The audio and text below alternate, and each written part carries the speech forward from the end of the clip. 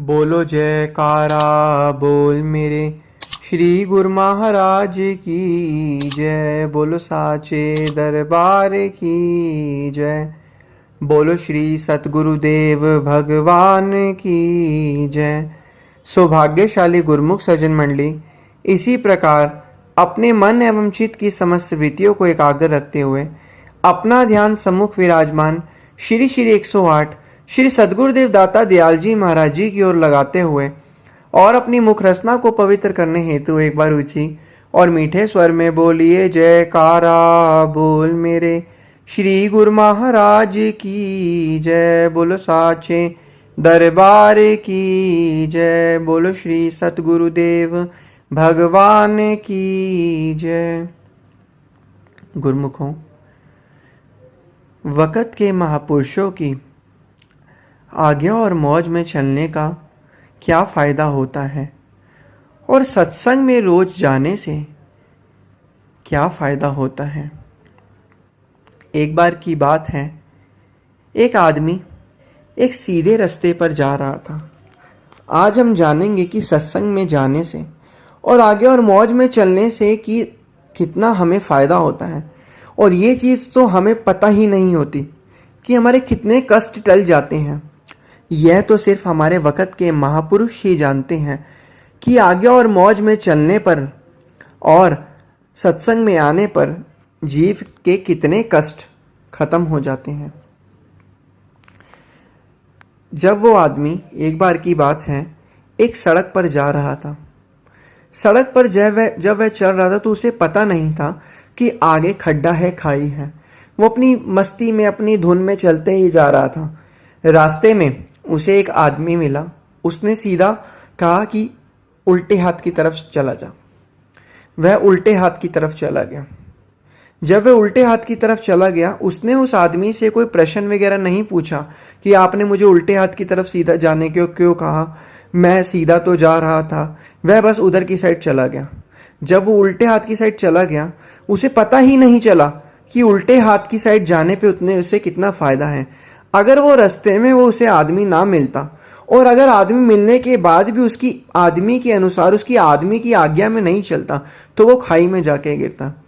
तो गुरुमुखों, इससे हमें यह सीख मिलती है कि जो गुरुमुख सत्संग में आते हैं उन्हें पता तक नहीं कि उनके कितने कष्ट सत्संग में आने से ही टल जाते हैं। महापुरुष किसी न किसी रूप में आकर इस जीव को बचाते हैं। जब वह जीव को बचाते हैं तो उस जीव को यह पता ही नहीं होता कि वह उसे महापुरुषों ने बचाया है।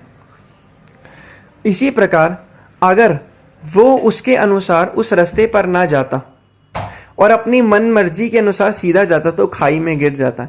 इसी प्रकार महापुरुष भी जब ये जीव पर कोई कष्ट आने लगता है या कोई गलत कर्म करने लगता है, महापुरुष उसका रुख और उसके कर्मों का रुख बदल देते हैं, जिससे जीव को पता ही नहीं चलता कि उस पर कितना कष्ट आने वाला था और वह कष्ट एक आगे और मौज में चलकर और महापुरुषों के वचनों को मानकर ही ठीक हो गया। तो इसलिए गुरुमुखों, तभी महापुरुष बार बार फरमाते हैं आज्ञा और मौज, आज्ञा और मौज, आज्ञा और मौज। आज्ञा और मौज में चलकर ही हमारा मन स्थिर होगा, क्योंकि स्थिर मन से ही हम भक्ति कर सकते हैं। जब तक मन के अंदर विचारों के तूफान और आंधी चलती रहेगी तब तक यह मन स्थिर नहीं है। और स्थिर मन ही शांति का प्रतीक है और स्थिर मन में ही भक्ति का वास होता है।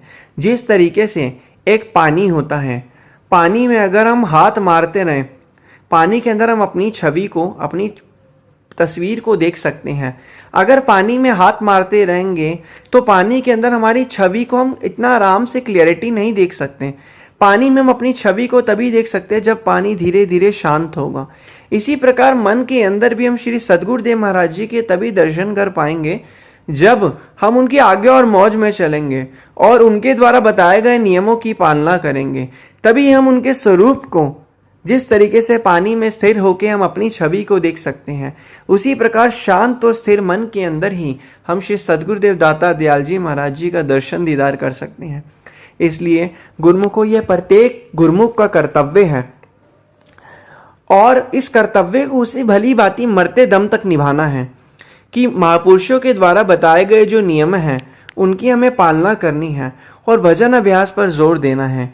तभी हम इस रूह का, इस आत्मा का कल्याण कर पाएंगे, जो सिर्फ मानुष तन को पाकर ही किया जा सकता है।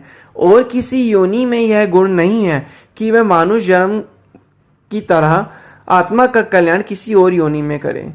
तो इसलिए हमें वक़्त के महापुरुषों की चरण शरण ग्रहण हो गई है, उनके द्वारा बताए गए नियमों पर चलना है और भक्ति परमार्थ पर आगे से आगे बढ़ना है। बोलो जयकारा बोल मेरे श्री गुरु महाराज की जय। बोलो साचे दरबार की जय। बोलो श्री सतगुरुदेव भगवान की जय।